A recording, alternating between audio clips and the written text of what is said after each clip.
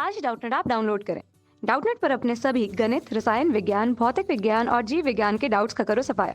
बस प्रश्न की फोटो खींचो, एक ही प्रश्न को क्रॉप करो और तुरंत वीडियो सोल्यूशन पाओ। अभी डाउनलोड करें।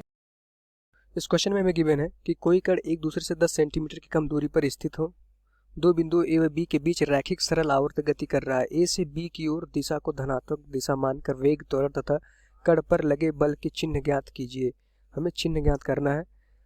अब हमें हमारे पास ऑप्शन दिया है कब कब क्या है। ए से जब उसका चिन्ह बताइए जब वो ए सिरे पर है, बी सिरे पर है, ए की ओर जाते हुए ए बी के मध्य बिंदु पर है, ठीक। ए की ओर जाते हुए बी से 2 सेंटीमीटर दूर है, बी की ओर जाते हुए ए से 3 सेंटीमीटर दूर है, तथा जो लास्ट हमारा एफ है ए की ओर जाते हुए बी से 4 सेंटीमीटर की दूरी पर है। तो इस तरह के क्वेश्चन हमें बहुत इंपॉर्टेंट टाइप के क्वेश्चन होते हैं, हमारे कॉन्सेप्चुअल क्वेश्चन होते हैं। तो इसको हमें करने से पहले अगर हम जो क्वेश्चन में दिया अगर इसको हम डायग्राम बनाए। क्वेश्चन में हमसे कहा गया है कोई कण ए व बी है जिनके बीच की दूरी 10 सेंटीमीटर या उससे कम है। तो यहाँ से हम देख पा रहे हैं कि हमारा एक ए है और बी है, ठीक। अब कोई कण इस पे क्या कर रहा है, रैखिक गति कर रहा है। रैखिक गति मतलब क्या कर रहा है कि एक रेखा में गति कर रहा है। अब अगर मान लीजिए वो क्या कर रहा है, सरल आवर्त गति कर रहा है। सरल आवर्त गति किस तरह से करता है, कोई कण मान लीजिए यहाँ से स्टार्ट किया, पहले यहाँ गया फिर यहाँ से गया, तो ये ए है, ये हमारा बी है, ये हमारा क्या है, माध्य है, ये हमारा माध्य पोजीशन है। अब कभी पार्टिकल ए से यहाँ जा रहा है, कभी यहाँ जा रहा है, तो ए और बी क्या हमारे हैं, चरम स्थिति है। ए और बी क्या है, चरम स्थिति है। अब हमें क्वेश्चन में कहा जा रहा है कि इन इसके अकॉर्डिंग जो भी है हमें उसकी दिशा बतानी है। दिशा किसी किसी बतानी है, पहला वेग की बतानी है, उसके बाद बल की बतानी है और हमें त्वरण की दिशा बतानी है। त्वरण को हमने क्या किया, ए से दिखा दिया। इन तीनों की हमें दिशा बतानी है। तो पहले हम देते हैं कि क्वेश्चन में हमसे कहा जा रहा है जब हमारा कण ए सिरे पर है, अगर ए सिरे पे है तो मतलब अगर ये माध्य सिरा है उसका, ये हमारा माध्य होता है। कण यहाँ से स्टार्ट किया था, अपनी माध्य पोजीशन उसकी ये थी, इसको हम क्या कहते हैं, माध्य। अब हमसे क्वेश्चन में उनकी दिशा बतानी है। ए व बी की ओर दिशा धनात्मक माना गया है। ए व बी की दिशा को, इस दिशा को क्या कहा गया है, ये धनात्मक है। तो जाहिर सी बात है अगर बी से ए आएगा तो वो क्या हो जाएगा, उसका ऋणात्मक दिशा हो जाएगी। अब कोई भी कण अगर ए से बी की तरफ मूव करेगा तो उसकी दिशा क्या हो जाएगी, धनात्मक आएगी। ऐसा हमें क्वेश्चन में दिया गया है।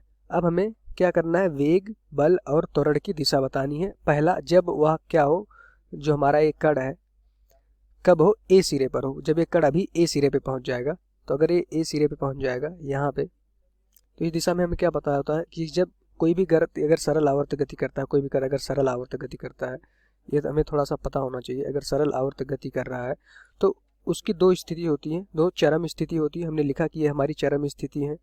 इन चरम स्थितियों पे उसका वेग क्या होता है, 0 होता है। चरम स्थिति पे वेग क्या होता है, ऑलवेज 0 होता है।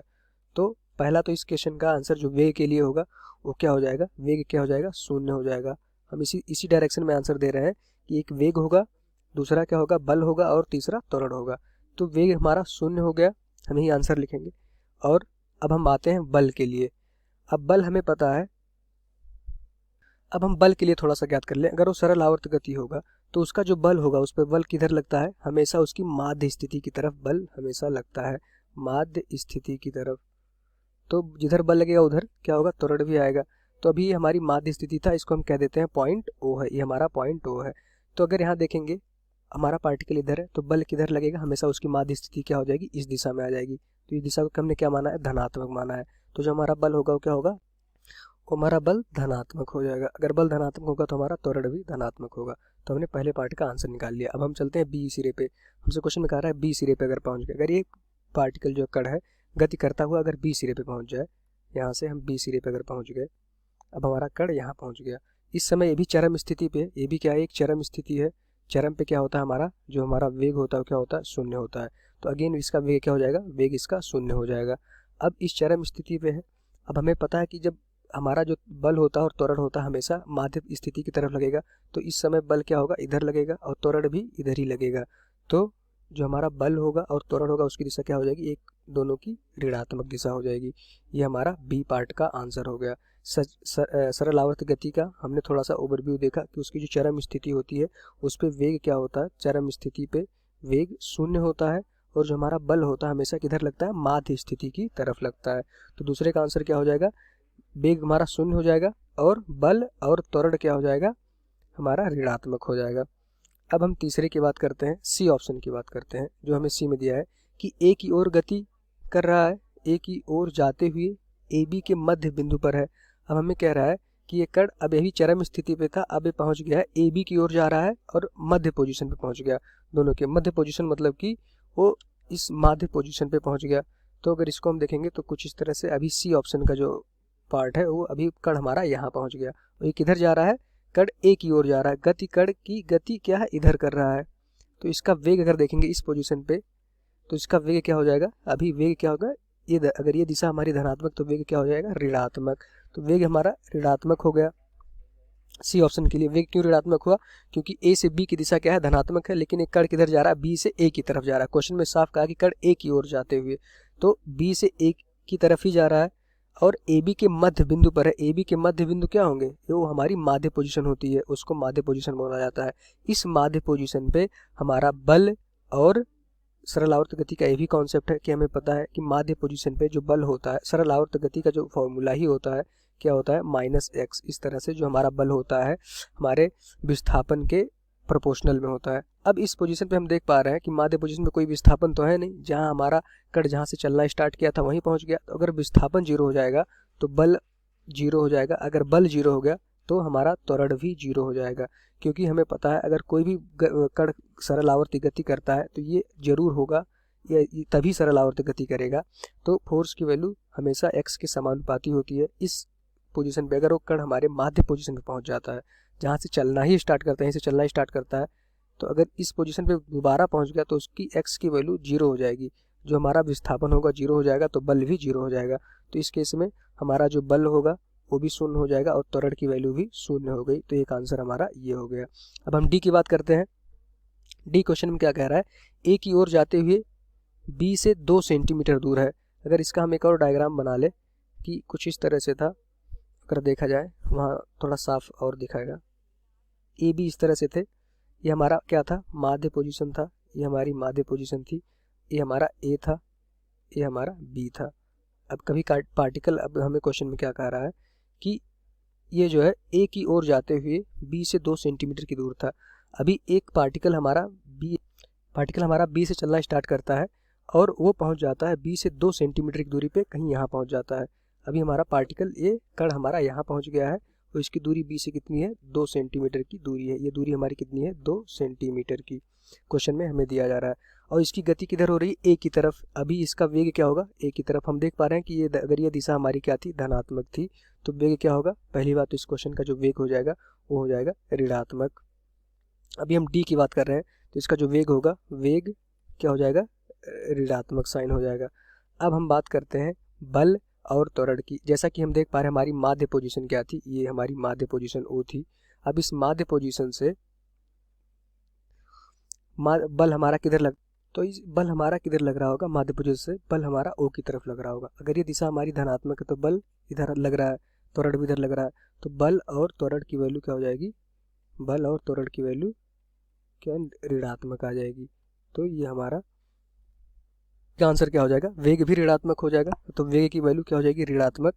वेग ऋणात्मक, यहाँ से हम देखेंगे डी का आंसर, तो वेग ऋणात्मक और हमारा बल भी ऋणात्मक और त्वरण भी ऋणात्मक। ये हमारा डी का आंसर हो गया। अब हम ई की बात करते हैं। ई की बात हमें कह रहा है कि बी की ओर जाते हुए ए से 3 सेंटीमीटर दूर है। तो बी की ओर हम जाते हुए, हमारा अगर इसका हम डायग्राम बनाए तो हम बी की ओर जा रहे हैं, बी की ओर जा रहे हैं और ए से 3 सेंटीमीटर की दूरी पर है, तो इसका वेग क्या हो जाएगा, धनात्मक हो जाएगा। इसका वेग हमारा हो गया धनात्मक। और अब बल किधर लगेगा, हमारी माध्य पोजीशन तो ये है, हमारी माध्य पोजीशन ये है, तो इसका जो बल लगेगा वो किधर लगेगा, धनात्मक होगा और त्वरण भी धनात्मक होगा, क्योंकि बल भी इधर ही लग रहा है और त्वरण भी इधर लगेगा। तो ये किधर है, ये धनात्मक दिशा होगी। ए से भी हमने क्वेश्चन में दिया है कि धनात्मक मान के चलना है, तो ई का भी आंसर तीनों धनात्मक हो जाएंगे। जो हमारा एफ है उसमें क्या दिया है, ए की ओर जाते हुए बी से 4 सेंटीमीटर दूर है। तो अगर इसका हम देखेंगे, एक और डायग्राम बना लें, तो हमारा ए था, ये हमारा बी था। अब हमें क्वेश्चन में क्या कहा जा रहा है कि बी की ओर जाते हुए ए से 4 सेंटीमीटर की दूर पर है। तो अगर ई ऑप्शन की हम बात करें, कण हमें क्या है, ए की ओर जा रहा है, हमारा ए है, तो कण हमारा ए की ओर जा रहा है, तो वेग क्या हो जाएगा, पहली बात तो वेग इसकी ऋणात्मक हो जाएगा, क्योंकि वेग इधर कण हमारा मूव कर रहा है। ये हमारा माध्य था, माध्य था, ये हमारा माध्य पोजीशन था। ए की ओर जाते हुए बी से 4 सेंटीमीटर दूर है, बी से 4 सेंटीमीटर दूर है। तो अभी इसका हम देख पाएंगे कहीं यहाँ पे होगा।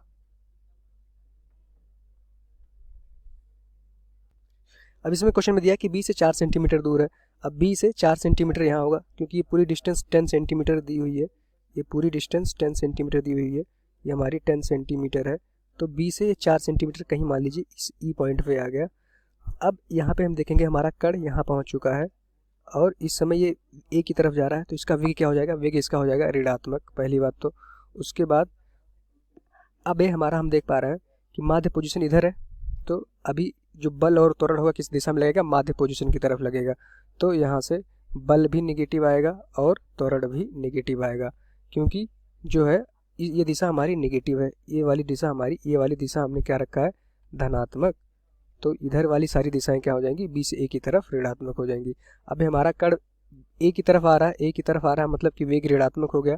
अब बी से 4 सेंटीमीटर की दूरी पर है, क्वेश्चन में दिया है कि बी से 4 सेंटीमीटर की दूरी पर है, तो बी से 4 सेंटीमीटर की दूरी पर मतलब जो हमारा बल होगा और त्वरण होगा हमेशा माध्य की तरफ लगता है, तो बल भी इधर ही लगेगा क्योंकि माध्य पोजीशन इधर है, तो बल भी इधर लगेगा और त्वरण भी इधर लगेगा, तो तीनों निगेटिव हो जाएंगे। तो इस क्वेश्चन के हमने 6 पार्ट अच्छे से डिस्कस कर लिए हैं। आई होप कि आपको समझ में आया होगा। इसके आंसर यही सब यहाँ पर लिखे हुए हैं। Thank you. कक्षा 6वीं से 12वीं से लेकर नीट, IIT, JEE वो एडवांस के लेवल तक 1 करोड़ से ज़्यादा छात्रों का भरोसा। आज ही डाउनलोड करें डाउटनेट ऐप या व्हाट्सएप करें अपने सारे डाउट्स 8400 400 400 पर।